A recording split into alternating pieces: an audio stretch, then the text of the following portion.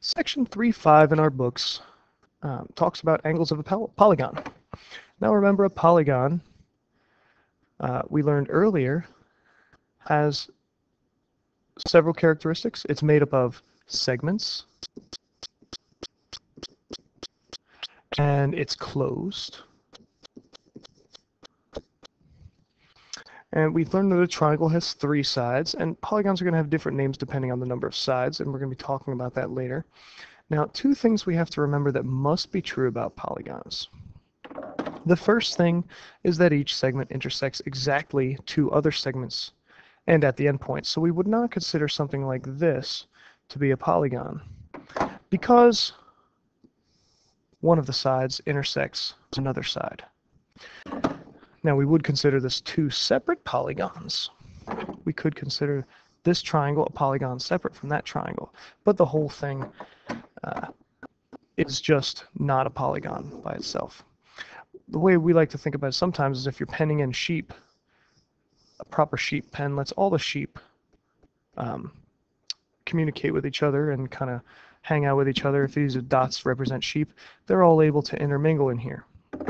But if I have something like this first example, where I have a piece that's cut off from the others, some of my sheep are separated from others, and that's not our proper sheep pen. So it can only have one enclosed area. And another rule for a polygon is no 2 segments with a common endpoint are collinear, and that's saying that we wouldn't have a polygon that looks like this,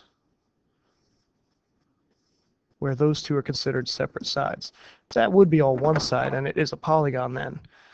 But that way we can easily define them, define the polygons by the number of sides without having to worry about one straight line consisting of more than one segment. Now, a convex polygon. Convex polygons are what we're going to be discussing in this book. Concave polygons don't come up very much because the mathematics behind them are just so much different from each other. There's no real consistencies there. A convex polygon is drawn so that no line containing a side of the polygon would contain any points inside the polygon. Meaning this, if I take a look at this polygon right here, it's saying if I extend any of the sides, none of the sides should go inside. Now if you notice here, this side goes inside the polygon when I extend it. So it's concave, not convex. A convex polygon, like this one here, okay, this one on the far left here, if we extended any of these sides infinitely, none of those sides would go inside the polygon. So it's convex. I once heard someone say that a nice way to picture it is pretend you're putting a rubber band around the outside. Does the rubber band conform to that shape if we put a rubber band around something that shape? Yes, it would. However, with a concave, if I put a rubber band around it, notice the rubber band would go across like that. So the rubber band would not take on the shape of a concave polygon. And that's true for all of them. A convex polygon, if I put a rubber band around this one here, the rubber band would take that shape. If I put a rubber band, wrapped a rubber band around this one, the rubber band would go across here and would not actually go inside. So that's the difference between convex and concave polygons. All the ones we're going to be talking about now, we're going to assume we're talking about convex unless we're otherwise told. Now what you see here is just a little chart that explains the names of polygons according to the number of sides. We name polygons by their sides and angles. 3 sides gives us a triangle because of the 3 angles. 4 sides gives us a quadrilateral. Quad is a prefix for 4. 5 sides is a pentagon. 6 is a hexagon. 7 heptagon. Also, I've seen septagon. Matter of fact, I think septagon is actually a little bit more popular than hepta. 8 is octagon, 9 is nonagon, and 10 is decagon. Your book also talks about dodecagons and seem to expect that. Other than that, you'll always see n-gon. We'll just say, like, if we have 13 sides, your book will say 13-gon, which is pretty common to see. A diagonal of a polygon, as defined right down here, anytime we draw a diagonal of a polygon, that's just a segment that connects 2 non-consecutive vertices. So if I have a polygon like this, okay, a diagonal can connect any 2 non-consecutive vertices like these 2. and that would be a diagonal. Now remember, the diagonal is not part of the polygon itself, so I did not disqualify this red shape from being a polygon. But it has to be non-consecutive, because if I said I wanted to draw a diagonal between those 2 points, notice that's not a diagonal, that's one of the sides. So it has to be 2 non-consecutives. So that one doesn't, this one here doesn't work, this one does, this one does. And of course, everything disappears on me.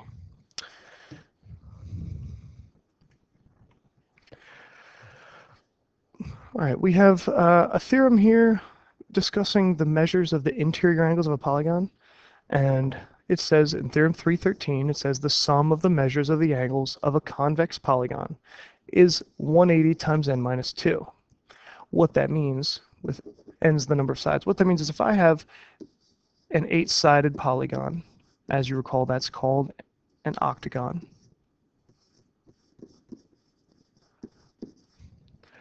And I'm going to do my best to draw one here. If I wanted to know what the sum of angle 1 plus angle 2 plus 3 plus 4, all these angles, what they added up to, the sum is 180 times n, which is 8 minus 2. Well, 8 minus 2 is 6, so it's 180 multiplied by 6.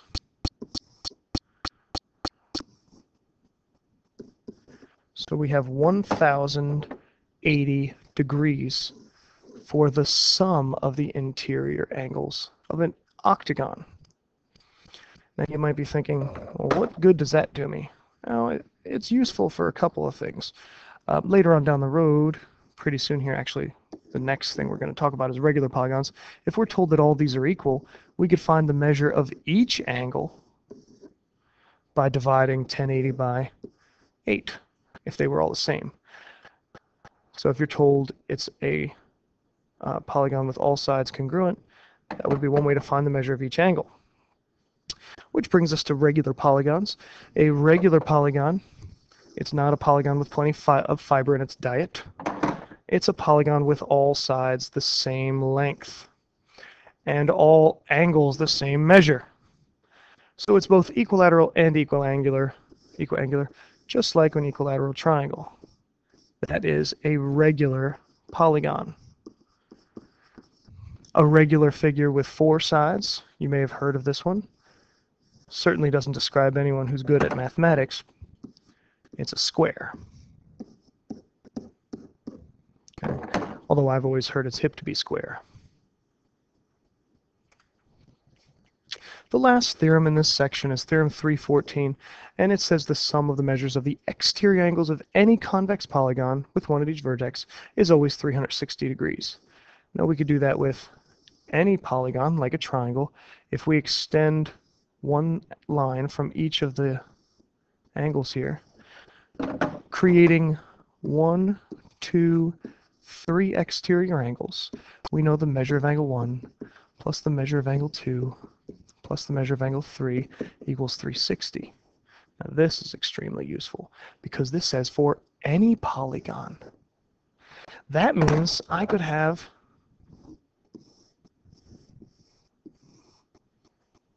a figure like this. Any convex polygon, I just extend one side from each angle. I have 1, 2, 3, 4, 5 exterior angles. I know that these 5 angles